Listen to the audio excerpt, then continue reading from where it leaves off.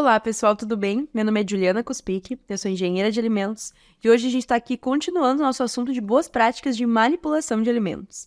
Se tu está vendo esse vídeo pelo YouTube e tu tem interesse nesse assunto, na descrição do nosso vídeo vai ter um link que te leva diretamente para a plataforma da Certificado Curso Online, onde tu consegue acessar não somente o nosso material de vídeo, mas fazer o download do PDF que a gente está utilizando durante as nossas aulas. Na aula de hoje, a gente vai falar sobre o controle integrado de vetores e pragas urbanas. Ou seja, trouxe aqui, para vocês, como sempre trago, um pouco da questão teórica e a importância do controle de vetores e pragas, então prevenção de doenças, proteção dos alimentos, cumprimento das normas, porque a gente vai ter isso dentro da legislação, e manutenção da reputação do estabelecimento. Ou seja, quando a gente fala de vetores e pragas urbanas, a gente vai falar sobre mosca, a gente vai falar sobre barata, sobre rato, sobre formigas. A gente vai falar sobre alguns vetores e pragas que não deveriam estar dentro do estabelecimento, de alguma forma estão, e como que a gente vai prevenir que eles estejam e qual é o problema de saúde pública que a gente pode ter dentro do nosso estabelecimento, caso a gente tenha esses vetores e pragas. Então, quando a gente fala de edificação e instalação, a 216, que é a nossa norma que a gente está utilizando como base no nosso curso, determina que a edificação, as instalações, os equipamentos, os móveis e os utensílios devem ser livres de vetores e pragas urbanas. Deve existir um conjunto de ações eficazes e contínuas de controle de vetores e pragas urbanas com o objetivo de impedir a atração, o abrigo, o acesso ou a proliferação dos mesmos.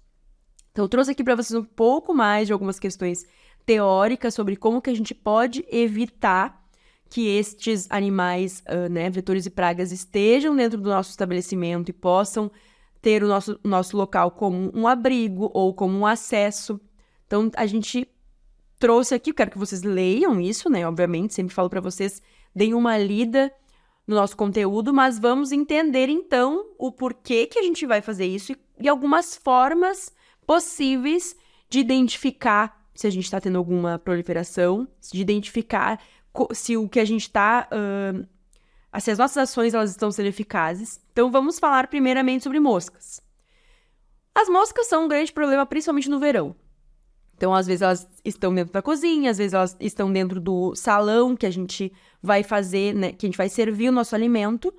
E a mosca, se ela sentar, se ela pousar em cima de um alimento, ela vai defecar, ela vai botar ovos, ela vai ter um grande problema que pode causar larvas dentro de um alimento e daí o caos está instaurado.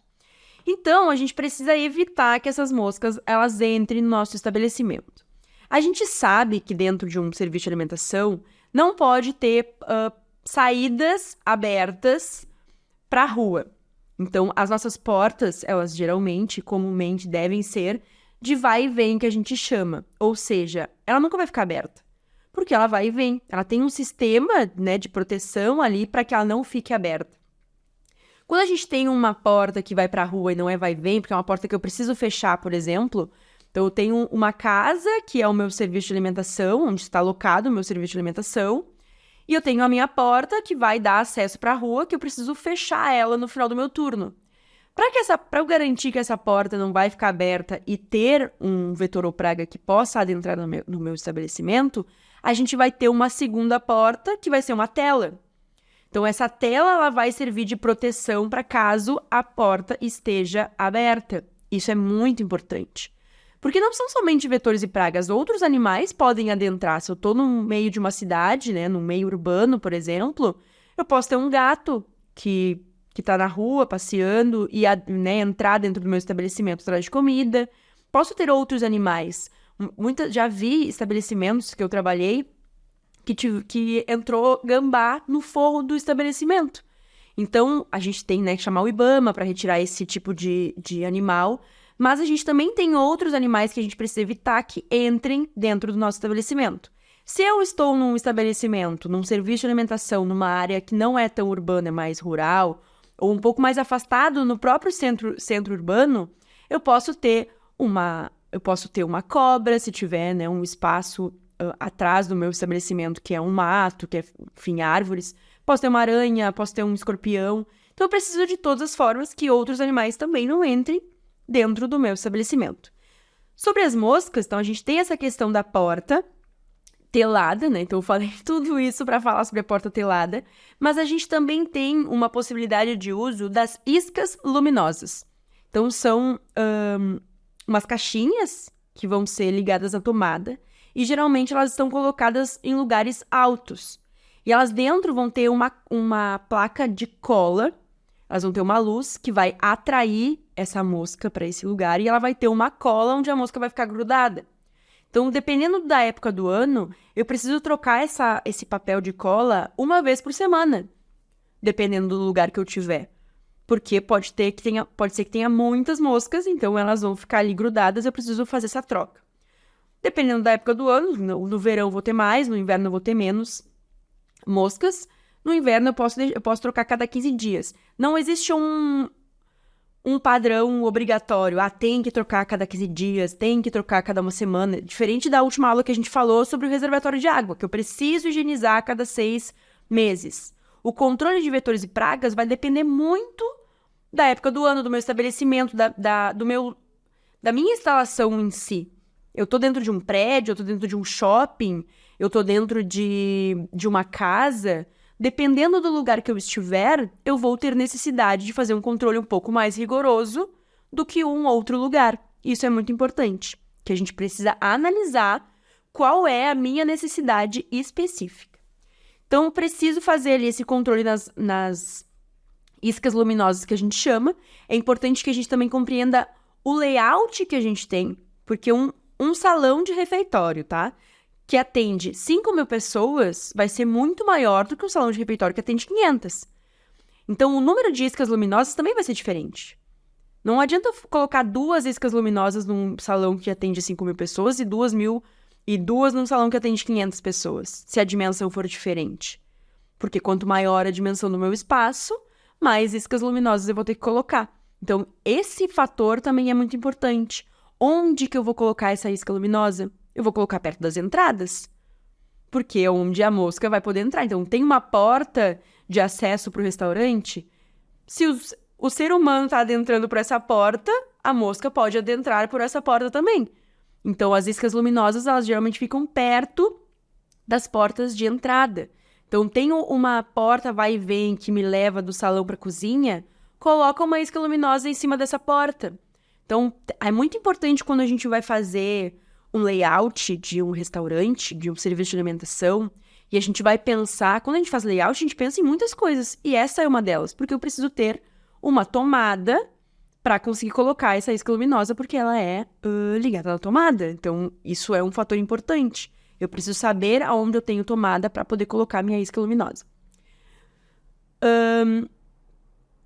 Outro fator na questão, deixa eu ver, de mosca que eu posso falar para vocês antes de a gente passar para o nosso próximo tópico, mas eu acho que é isso, de isca luminosa. Eu quero falar sobre os procedimentos químicos também com vocês. Então, dentro da legislação está escrito que quando as medidas de prevenção adotadas não forem eficazes, o controle químico deve ser empregado e executado por empresa especializada, conforme a legislação específica, com produtos regularizados no Ministério da Saúde. Então, falei na última aula, né? Quando a gente faz a higienização da nossa caixa d'água, é preciso que os produtos utilizados sejam registrados no Ministério da Saúde. A mesma coisa é válida para quando eu for fazer uma desinfecção ali do meu estabelecimento que seja com produto químico. Então, eu tenho ali meu caso das moscas, por exemplo, não deu certo a quantidade de isca luminosa. Eu preciso fazer um procedimento químico. Daí eu posso escolher que eu vou fazer uma vez a cada semestre. Eu vou determinar isso também, porque eu preciso identificar, novamente falando, né, qual é a minha necessidade, a minha demanda. Então, uma vez por semestre, o meu estabelecimento determinou que vai fazer uma desinfecção maior usando produtos químicos, então vai contratar uma empresa. E essa empresa, igualmente eu falei na aula de reservatório de água, vai ter um procedimento prévio durante o processo e depois do processo para não contaminar com produtos químicos os nossos alimentos. Então, comumente, pensando na prática, comumente a empresa vai pedir que vocês tapem os utensílios de alguma forma, então com lonas e afins, para que não entre em contato com a superfície, vai pulverizar ali o produto químico preciso, usando os equipamentos de proteção individual durante o processo e afins. E depois do processo, vai pedir que vocês higienizem algumas superfícies que puderam ter o contato. Mas os espaços necessários para a questão da desinfecção vão, né, vai ter sido feito. E muitas vezes esse processo não vai ser somente para moscas, vai ser para baratas, para ratos, para formigas, para outros, né? Então, é interessante a gente fazer uma completa com produtos químicos em alguma periodicidade que a gente determinar dentro do nosso estabelecimento. Então, aqui dentro da legislação, né, quando a aplicação do controle químico, a empresa especializada deve estabelecer o procedimento pré e pós-tratamento. Então, tem que informar isso para o estabelecimento, a fim de evitar a contaminação dos alimentos, equipamentos e utensílios. E, quando aplicável, os equipamentos e utensílios devem ser reutilizados, devem ser higienizados para remoção dos resíduos dos produtos desinfetantes. Então, isso é muito importante porque, enfim, eu não posso contaminar o meu alimento. Não vou deixar alimento exposto, não vou fazer o procedimento de desinfecção durante o meu processo. Então, geralmente, esses procedimentos são feitos de madrugada, ou se meu restaurante funciona de segunda a sexta, eu vou fazer no final de semana. Eu vou fazer isso num momento que não estiver sendo feito produção de alimentos, não estiver sendo vendido alimentos. Isso é muito importante. E isso é uma instrução pré-tratamento que vai ser informada para o nosso serviço de alimentação para que ele siga. Outra coisa importante, tá? Então, falamos sobre iscas luminosas, que é super importante de termos dentro do nosso serviço de alimentação. Falamos sobre a questão de fazer isso de forma química. E a gente também vai falar sobre ratos, que eu acho que é um ponto bem importante. Um dos problemas que a gente pode ter é o de ratos, né? E a questão dos ratos é muito complicada porque, dependendo do lugar que eu estiver, eles vão vir da rua. Então, por isso que a gente evita o acesso do vetor e da praga. A gente tem que evitar que os ratos acessem o nosso estabelecimento e possam, né, contaminar nosso alimento, entrar no estoque e roer embalagens de produtos. Então, é muito importante que a gente tenha as iscas de ratos. Então, a gente vai contratar uma empresa terceirizada para fazer o controle de pragas. Então, ela vai vir, a gente vai contratar de acordo com a nossa necessidade. Então, uma vez a cada 15 dias, eles vão fazer uma inspeção, vão trocar as iscas luminosas, vão olhar as iscas de rato. Então, é uma caixinha, uma casinha, né, que tem 2 entradas nas 2 pontas, que vai ficar sempre encostado na parede, e dentro ela tem uma cola, que a ideia é que o rato ele fique preso dentro dessa cola. Por que fica encostado na parede? É importante a gente entender. Então, o rato, ele comumente anda encostado nas paredes, né? Dizem, eu acredito, que os ratos são cegos, então eles vão muito no tato e eles andam encostados nas paredes. Então, as casinhas, elas precisam ficar encostadas na parede. Se tu colocar uma casinha de rato no meio do estabelecimento, eles não vão passar.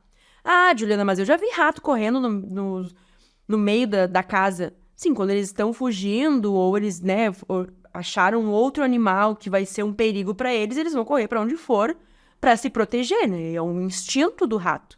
Mas, comumente, eles andam em lugares que eles conseguem ir seguindo uma parede ou uma tubulação ou o que for. Uma coisa que já aconteceu em um estabelecimento que eu atuei, e eu, de novo, né, eu gosto de trazer as experiências práticas para vocês, porque a gente precisa pensar de forma prática como a gente resolve as questões, foi que a gente descobriu que os ratos, eles estavam... A gente tinha sempre ratos dentro de uma casinha. E a gente sempre, né, ia fazer O rato cheira muito rápido, né? Então, mesmo que o lugar tenha uma periodicidade... Olha, eu não consegui falar a palavra. Tenha, né, um período de uma vez a cada 15 dias que vai fazer análise do nosso estabelecimento.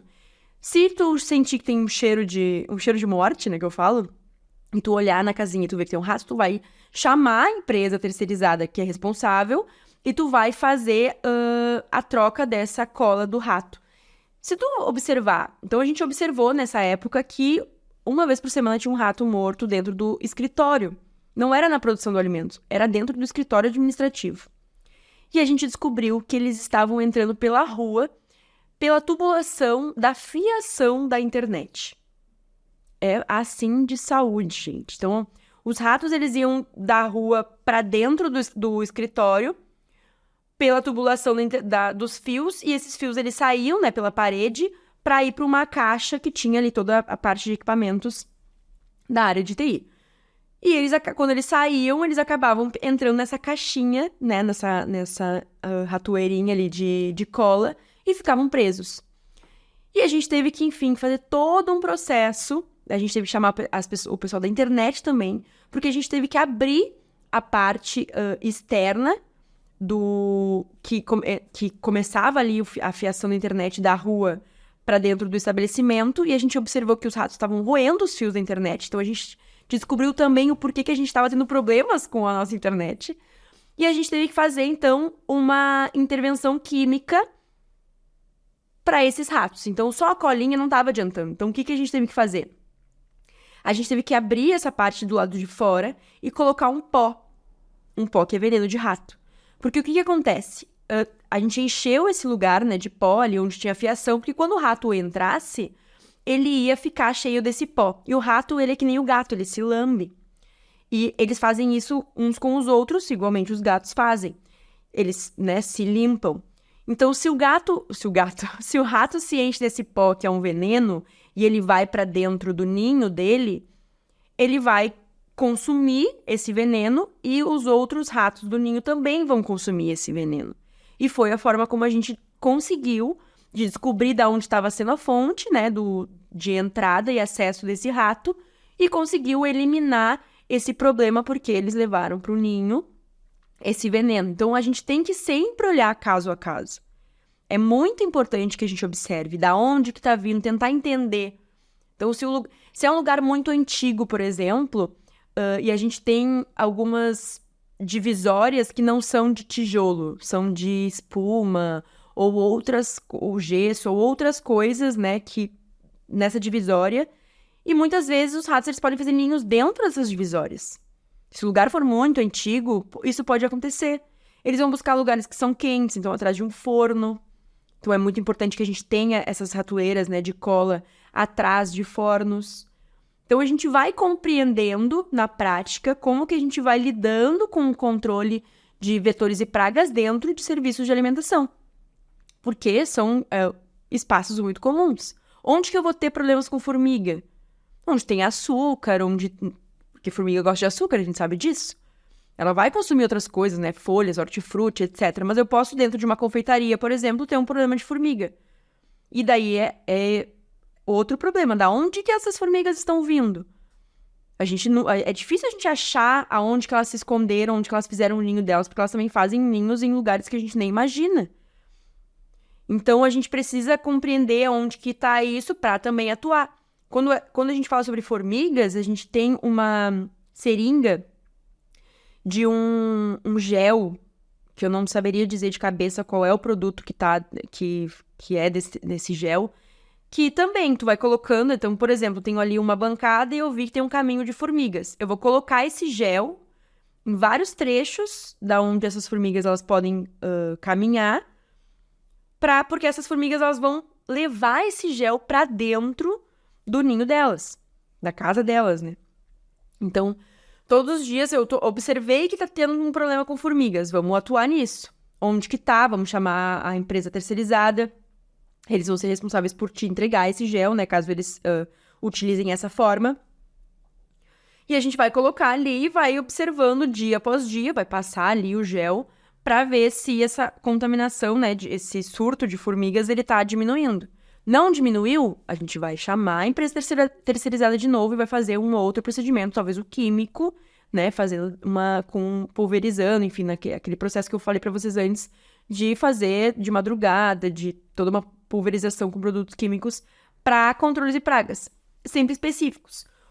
Um fator muito importante do pós-tratamento também, pensando na prática, que eu acho que é legal de falar para vocês, a gente vai falando e vai vindo as coisas na cabeça e a gente vai conversando sobre isso. É que muitas vezes, depois de uma desinfecção que a gente faça essa maior que eu falei para vocês, de madrugada, que não tá tendo produção, que a gente vai fazer toda uma pulverização com produtos químicos, é muito comum que aconteça de aparecer os vetores depois. Então, aparecer barata, por exemplo, morta. Elas vão estar mortas porque ela teve essa pulverização, elas estão morrendo e elas vão sair do lugar que elas estão Daí, por que elas vão sair, eu deixaria isso para um biólogo, mas é comum que elas saiam do lugar que elas estão, então a gente veja perto de ralos e afins baratas, mortas. É importante que a gente registre isso, né? Eu, Juliana, sempre tive um controle de registro que eu fui anotando os vetores. Então, na aula de documentação, eu vou mostrar para vocês alguns registros, mas é isso, é importante ter um registro de... Eu vou trazer esse para vocês em especial também, e a gente vai falar um pouco mais sobre ele. Mas é importante que a gente observe e anote o que a gente está encontrando para a gente saber a frequência que isso está sendo encontrado. Porque se for uma barata, a gente vai matar e vai botar fora. Então, a empresa terceirizada, ela pode não estar sabendo que está tendo esse problema com barata. Um rato, como eles vão fazer a troca da cola da isca ali, eles vão ter esse controle, quando eles te mandarem relatório, vai estar escrito que foi trocado 5, 6, 7 vezes as iscas. Uma barata, não. Então, a gente ter o controle de estar visualizando uma barata, uma formiga, um outro animal, e a gente informar isso para a empresa terceirizada é importante para eles também saberem o que está acontecendo dentro do estabelecimento e poderem te informar o que tu pode fazer, certo? Então, assim, parece uma loucura, né? Quando a gente fala de vetores e pragas, eu fico trazendo exemplos e afins, mas vamos fazer um resumo da obra, então. O que a gente precisa entender é, a gente precisa evitar que os vetores e pragas acessem o nosso estabelecimento. Então, a gente vai ter portas com tela ou portas vai e vem, a gente vai manter os acessos de entrada fechados. Os vetores e pragas adentraram o nosso estabelecimento de alguma forma. Uma mosca adentrou quando a porta abriu dentro, né, pela frente, que normalmente o serviço de alimentação, a porta da frente está aberta, então uma mosca entrou, o que eu vou fazer? Vou ter uma isca luminosa para pegar, né, entre aspas, mas não tão entre aspas, pegar essa mosca e a gente conseguir evitar esse problema. Ratos entraram de alguma forma, pela tubulação da internet ou por qualquer outra forma, vou ter essas iscas de cola de rato em alguns lugares que eu vou fazer de forma estratégica, porque eu não vou ter 500 iscas de rato também, eu vou ter atrás de lugares quentes, eu vou ter perto de algumas entradas. Então, tem um estoque que a porta vai direto para a rua, eu vou colocar ali na entrada do estoque. Posso colocar do lado de fora do meu estabelecimento também, caso seja uma casa, a gente pode fazer, né, todo o raio da casa ali, ao redor, a gente pode colocar essas iscas também. Tive problemas com baratas e formigas, vou ter o gel ali de formigas, vou ter a questão de fazer uma desinfecção uma vez a cada semestre, uma vez a cada ano, dependendo do teu estabelecimento, né? A própria empresa terceirizada pode te informar, dependendo da tua dimensão, quantas vezes tu vai fazer isso, e é super legal de fazer, mesmo que não esteja sendo obrigatório na legislação, que igual é o reservatório de água, que a gente faz higienização a cada 6 meses, não tem na legislação. Você precisa fazer a cada 6 meses uma desinfecção, né, com produtos químicos e uma empresa terceirizada. Não tem. Isso é importante para que vocês tenham, garantam o controle de pragas. Vocês podem pedir para a empresa terceirizada um selo de que vocês fazem esse procedimento, deixar na entrada junto com o alvará, ou, né, mostrar para as pessoas. Pode ser um marketing positivo também, né, que vocês se preocupam com o controle de pragas, por exemplo.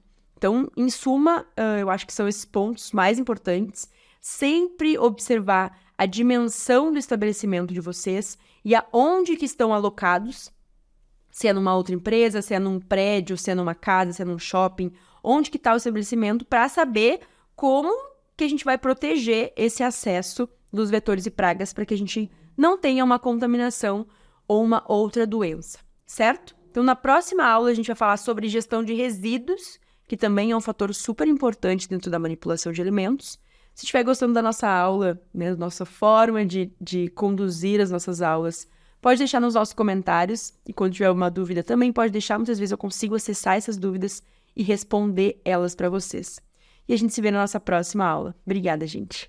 Você acabou de assistir uma aula oferecida pela Certificado Cursos Online. Ao final de seus estudos, você poderá solicitar o seu certificado de conclusão. Basta acessar www.certificadocursosonline.com e realizar um teste para comprovar os seus conhecimentos. O nosso certificado é válido em todo o Brasil e pode ser utilizado para atividades complementares, concursos públicos, prova de títulos, abrilhantar em seu currículo, aumentar as chances de conseguir um bom emprego e muito mais.